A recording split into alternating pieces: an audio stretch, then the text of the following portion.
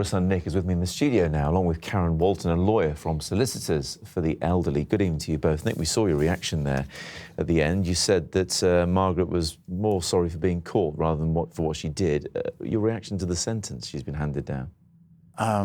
Well, the fact that it's suspended, there is no punishment there. You know, she's basically got away with it.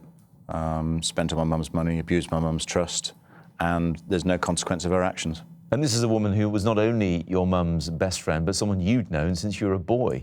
She was my Cub Scout leader when I was very young and in shorts, but yeah, she's just totally, she fooled everybody. She's a churchgoer, she's a charity worker. She just fooled everybody with this veneer of being this respectable charity-going churchgoer. Her actions beg a belief. We'll talk to you in a second about what you would like to get changed, but it's important, Karen, to just talk first about why the power of attorney is so important for people. Absolutely.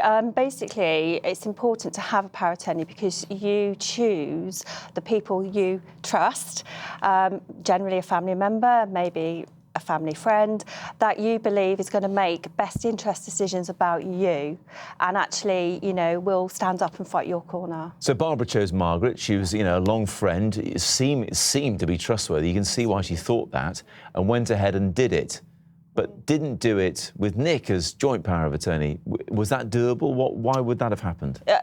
Absolutely, you could have done it.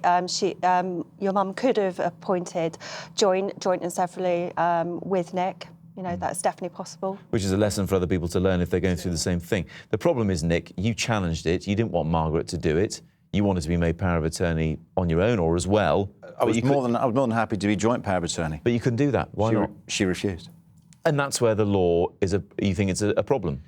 It is. I mean, the main problem also is there's nothing in place to actually measure what the power of attorney does.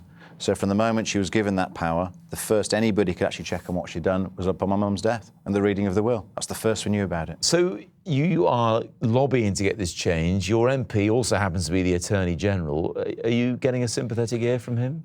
Yes, I spoke to Jeremy Wright, and again, he actually thinks that my proposals that I put to him have got some merit, to the point where he spoke to the Justice Minister, Caroline Darnish, to see whether something can be done. So there is some kind of monitoring during the power of attorney. With wills, we have executors to make sure everything's done correctly. Why not with a power of attorney? Karen, particularly important as we've got an ageing population, more and more people will be thinking about this. We hear about dementia becoming more prevalent. What other lessons can they learn from this case? It's really difficult because at the end of the day, you try and put the trust in people.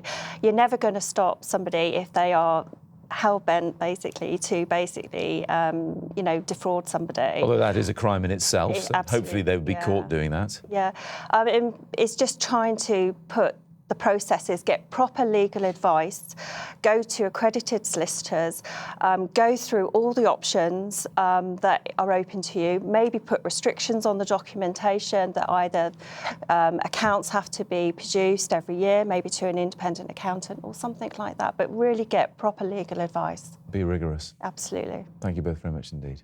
Thank you very much.